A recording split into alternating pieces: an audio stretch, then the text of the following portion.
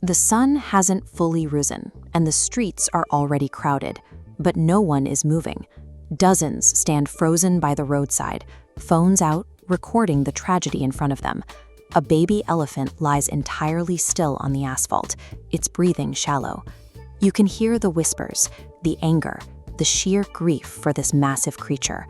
But if you look down, away from the phones and the tears, there is an entirely different scene unfolding right at the onlooker's feet. A long line of ants moves with intense purpose, carrying food back and forth over the rough gravel. Then a heavy shoe comes crashing down. Dozens of those tiny working lives are instantly erased.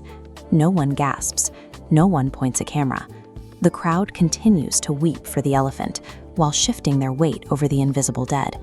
In the exact same physical space, humans are displaying profound, heartbreaking grief right alongside absolute, unthinking erasure. We see this specific contradiction constantly. Picture a quiet office interrupted by the persistent buzz of a mosquito. Someone grabs a rolled-up magazine, tracks the target, and strikes. The insect drops. The room erupts in relieved laughter. 5 minutes later, someone in that very same room pulls up a social media video of a baby panda struggling to climb a tree. Immediately, the laughter stops. The room goes quiet. The exact same people who just cheered to death are now vocalizing deep, genuine sorrow for an animal thousands of miles away. Or walk through a local park. You might see a child gently cupping a butterfly in their hands, laughing, terrified of bending even a single sliver of its wing. A few yards away, another child notices a worm crawling through the dirt. With zero hesitation, they poke it with a heavy stick, crushing it out of pure, idle curiosity. We treat human compassion as a universal moral absolute, but human behavior points to something highly selective. Our empathy appears to be dictated almost entirely by physical size. To understand why we behave this way, we have to look past everyday observation and dig directly into human psychology and evolutionary biology. The neurological response we call empathy relies on a specific set of evolutionary triggers. These mechanisms developed as a way to filter information long before they were ever used for moral reasoning. This animated diagram maps facial recognition. We demand biological familiarity, eyes, mouths, and recognizable expressions to trigger compassion.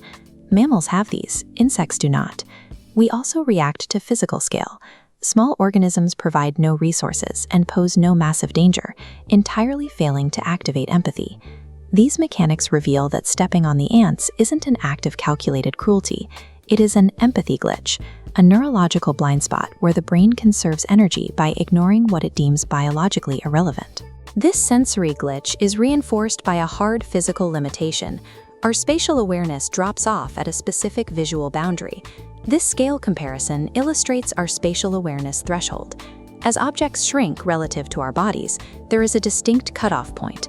Once a creature falls below this visual boundary, it is actively deleted by sensory processing, grouped in with the inanimate background noise.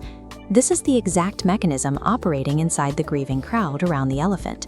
They lack the sensory bandwidth to register the micro-ecosystem at their feet. Our capacity for compassion has strict physical boundaries. It is rigidly restricted by the biological limitations of human eyesight.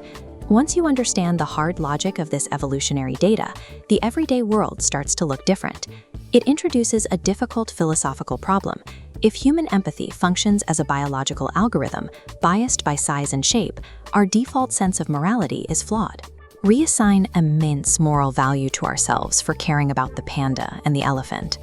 But relying strictly on these natural evolutionary instincts makes our overall valuation of life hypocritical. We cannot claim to possess true morality if our compassion automatically shuts off the moment a creature is too small to see clearly.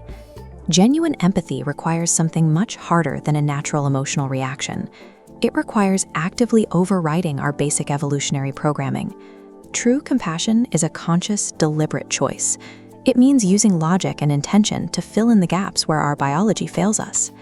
It requires us to intentionally recognize and respect the weight of a life, regardless of how little physical space that life occupies. The final test of human morality is the protection of the lives our biology tells us to ignore.